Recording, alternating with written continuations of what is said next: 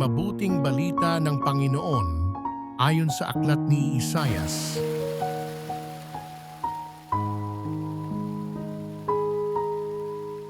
Napakasagana ng kayamanan ng Diyos.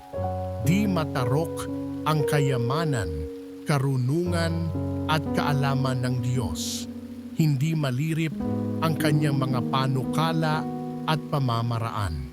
Gaya ng nasusulat, sapagkat sino ang nakaalam sa pag-iisip ng Panginoon o sino ang nakapagkaloob ng anuman sa Diyos para siya na may gantimpalaan, sapagkat mula sa Kanya at sa pamamagitan niya at sa Kanya ang lahat ng bagay.